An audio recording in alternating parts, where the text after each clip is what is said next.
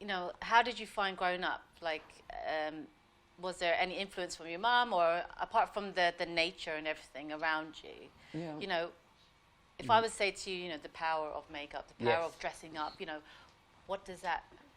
Yeah, now that's an interesting question. I suppose where I am now in life and the life we had in Africa, it's very conservative, you know, where the countries we used to live in. So it's not all about over being expressive, if you know what I mean. You're a little bit contained if you can sort of get my meaning.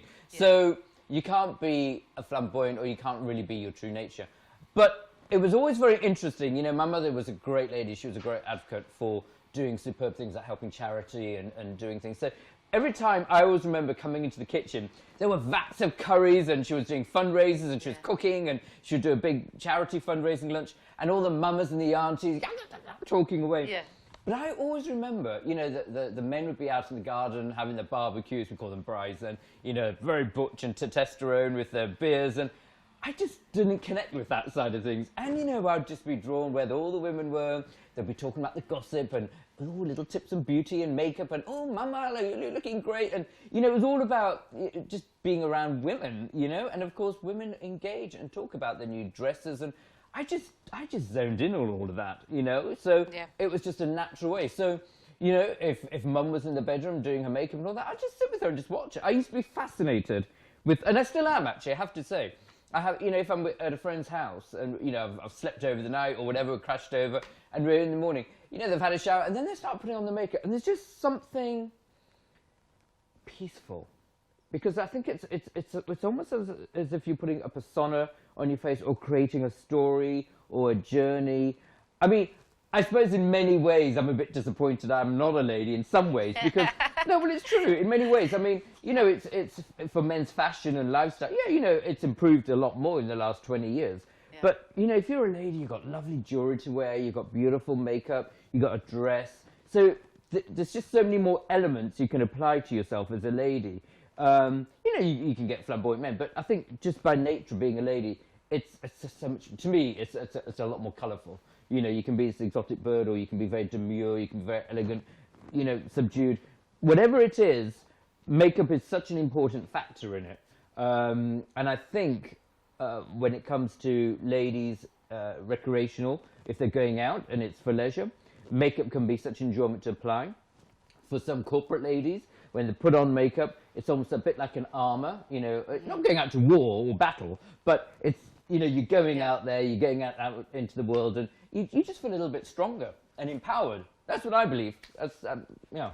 I mean, and anyone that knows your products and your hats, and they're not just really small hats, are they, Louis? I mean, they weigh a ton. Yeah, some of the girls have tended to be quite strong, carrying off pieces. No, but it's. I suppose, if truth be known, it's an extension of your personality, isn't it? I mean, if I'm creating for a girl or a client or for a wedding, you know, you create a hat that's appropriate for the occasion. So if it's for press and publicity for Ascot, you know, you can really go flamboyant, you can go over the top, you can really make a statement.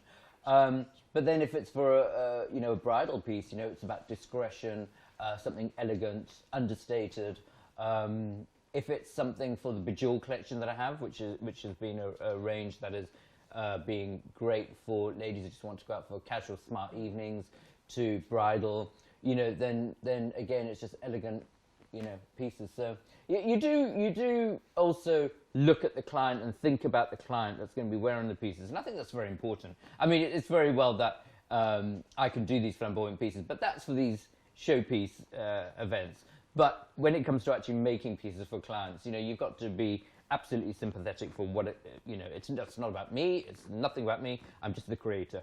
It's all about the lady, and you know, and you really want to make sure you're putting her on a platform, you know, because what I've found is sometimes I'll have a bride who'll approach me and she's quite shy. You just automatically think a bride, it's a big day, but they can be quite nervous. It's a big thing, you know, they haven't got married before, and the whole process of putting on a wedding, can be very getting anxiety for a lot of brides, because you've got the florist to deal with, you've got the mother-in-law to deal with, you've got it's a plethora of different things, and suddenly you've got to you wanted to put this occasion as a showpiece.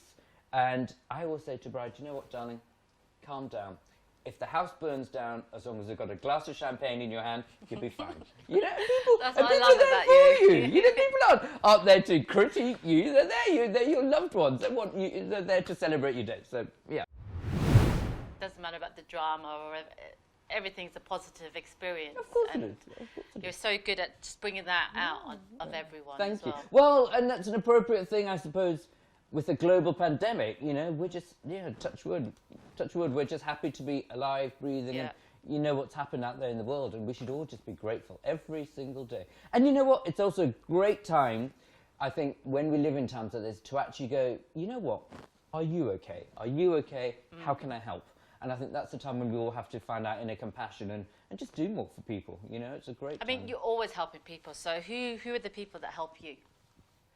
I don't think that. Because you do so many things. Yeah, do you know what? I don't think like that. But I think friends like yourself, just inviting me here, for example. I mean, that's just a showing of love and support, and always being interested in what we do. And I think that's a kind gesture in itself. So I never think of what people do for me. I always think of I like doing things for people. It's by nature anyway. But no, there's been a lot of people, I suppose, who've supported my career. I mean, Michael Dye, creative director and stylist. He was the one who started me off at Milliner. I've worked with some amazing photographers: Philip Volkers, Nancy Fina, Zena Holloway, an amazing underwater photographer. So I've collaborated with just amazing geniuses in their own right. And to me, that's what makes me jump out of bed. That's what makes me enjoy what I do. It's not just about your own little bubble in your own world, what you're doing. It's bouncing off other people's thoughts and creativity.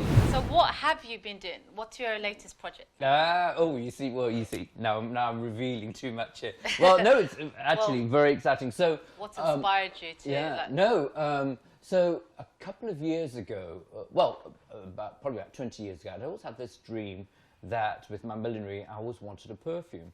And the opportunity sort of came, and I thought, you know what, I'm going to make this journey, and this happened. So about 2 years ago, I started on a project to create my first perfume.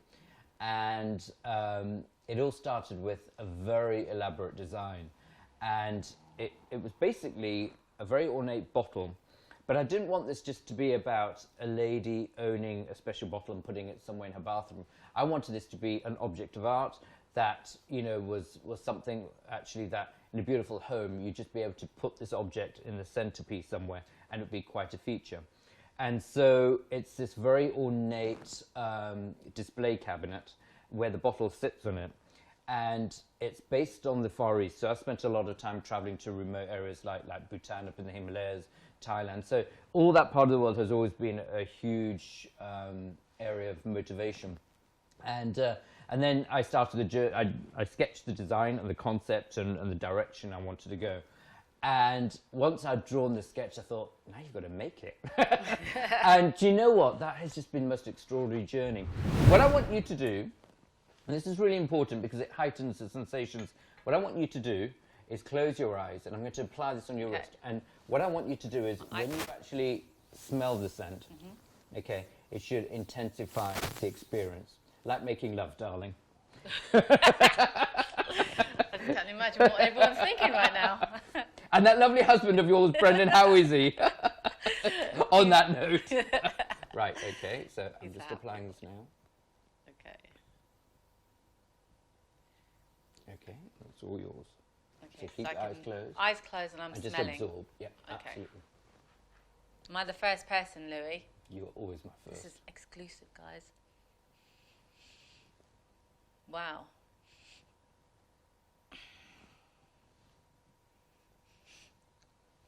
Sorry if you can hear me smelling, because I'm just like, I'm so impressed. I'm so impressed because with all those layers, I thought it was going to hit me, especially with musk. But it's so, it takes you on a little dance, I feel like. It's very light, very fresh. very feminine, beautiful, but at the same time, it feels quite earthy, and it's changing by the second. Wow, I'm very impressed, Louis. I mean, for anyone that wants to know, I mean, this is something that, yeah, so beautiful. Congratulations.